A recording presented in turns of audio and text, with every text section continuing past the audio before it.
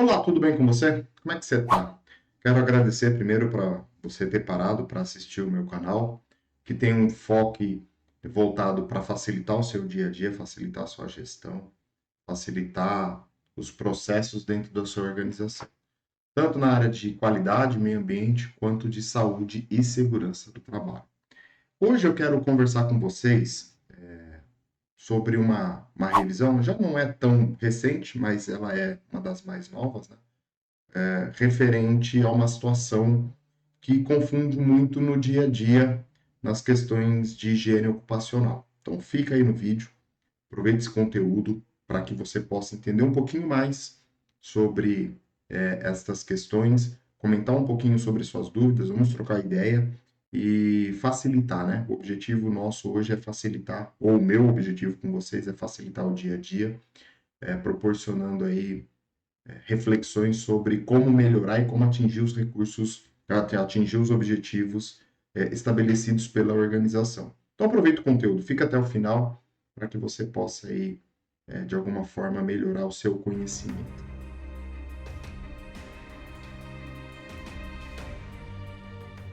Muito bem, estamos falando, ou eu quero falar com vocês hoje, de uma situação que gera um pouquinho de dúvidas na aplicação deste anexo da NR15, que é justamente o anexo de exposição ou os limites de exposição para o calor.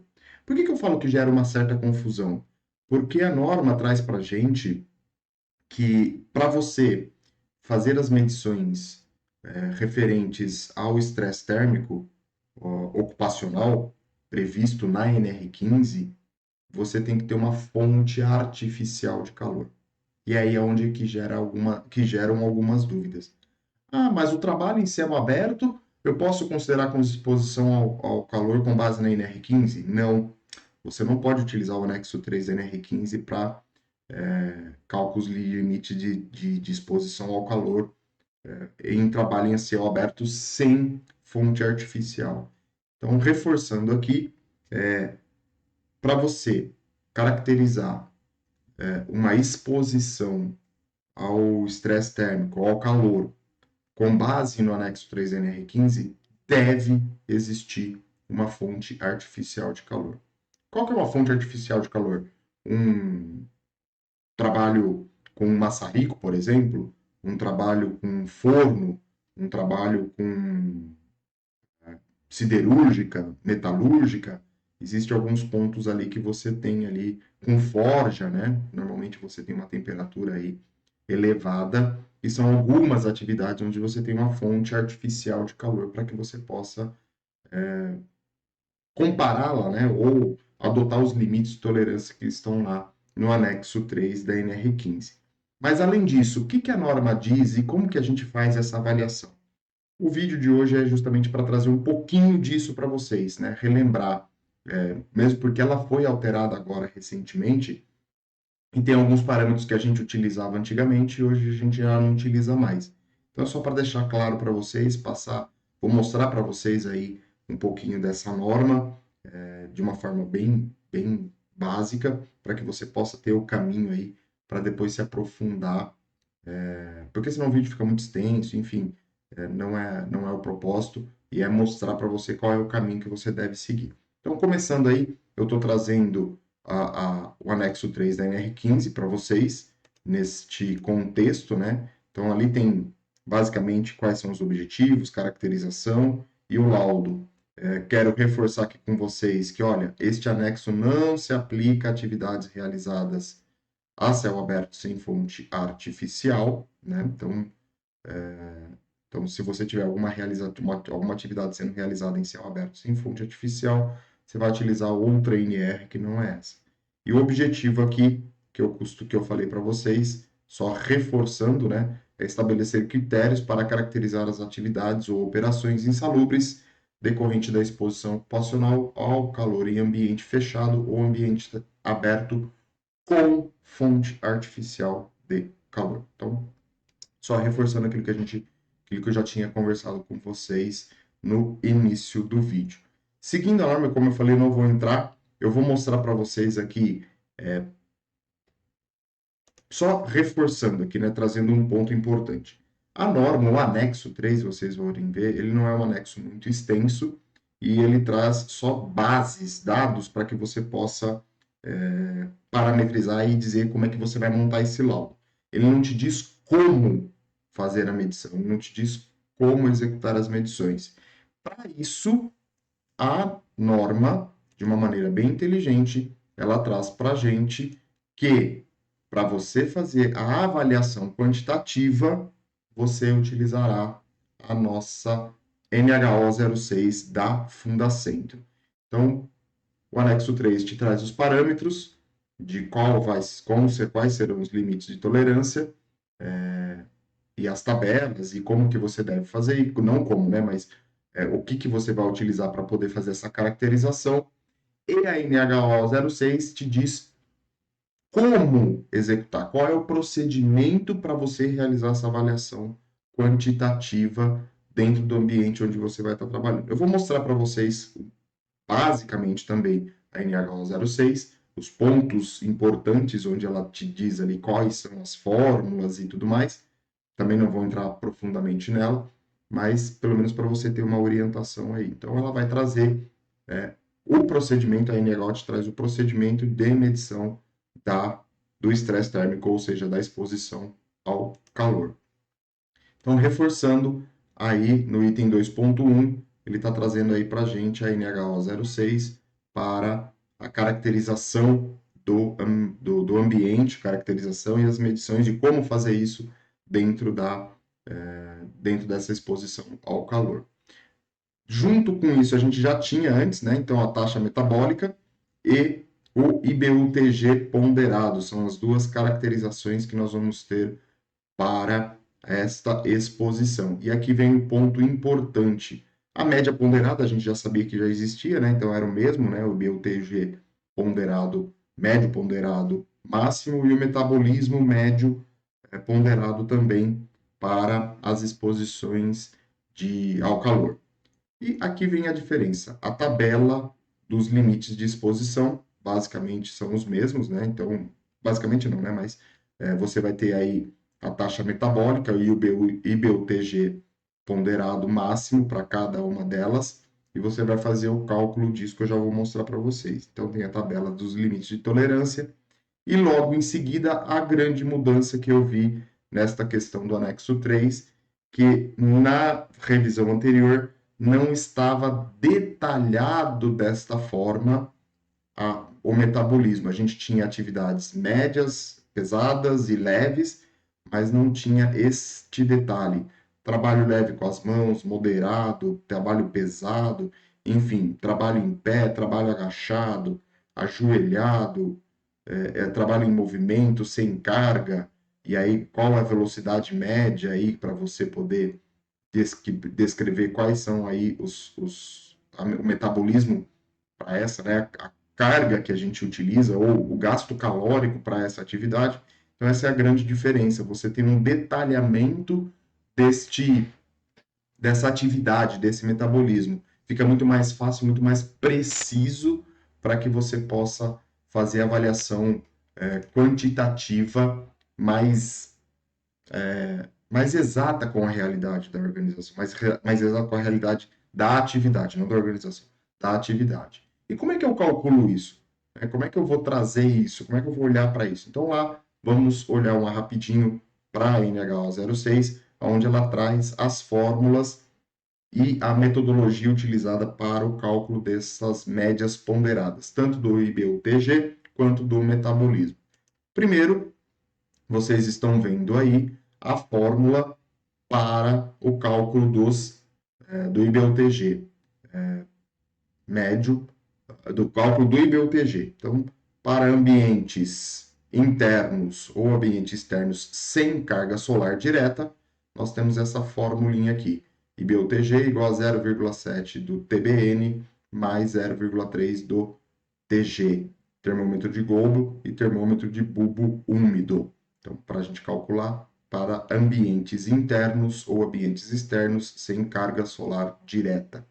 E para os ambientes externos com carga solar direta, nós temos aí 0,7 termômetro de bulbo úmido, mais 0,2 do termômetro de globo e 0,1 do termômetro de bulbo seco. Então, as formulinhas que a gente utiliza para calcular o IBUTG. Só um detalhe importante que ele traz na carga solar direta, que ele traz aqui considera carga solar direta quando não há nenhuma interposição entre a radiação solar e o trabalhador exposto. Por exemplo, a presença de barreiras como nuvens, anteparos, telhas de vidros e etc. Então, aí é uma consideração que você tem que ter. Formulinha para cálculo do IBUTG. Bem simples, bem fácil de ser aplicada. Você vai ter aí depois, dentro do procedimento, como aplicar, como montar, qual a distância, que eu não vou entrar nesse detalhe agora, mas está aí para você poder já ter uma noção de como calcular o estresse térmico. Depois nós estamos falando aí das taxas metabólicas, né? Então, vou mostrar aqui de novo para vocês. Essa aqui é a NH06, né? Reforçando. Vai trazer aquela tabela que está lá na NR15, no anexo da NR15, ela tem aqui também. Então, tudo isso para você consultar. E aqui, depois dessa tabela, é o que vem, como que a gente vai trabalhar nos limites para você poder calcular a média ponderada, tanto do IBUTG quanto do metabolismo. O que ele diz aqui, ó? IBUTG. O IBUTG médio ponderado, ele vai ser a somatória das temperaturas avaliadas nas atividades que foram medidas no período máximo de 60 minutos. Então, vamos recapitular. O que ele quer dizer aí? Você vai analisar a atividade, vai reconhecer a atividade, vai descrever a atividade do colaborador de um período, seja pode ser da jornada toda ou de uma parte da jornada, mas o importante é você entender quais são os 60 minutos mais criteriosos, ou seja, que ele tem mais exposição a essa fonte de calor artificial.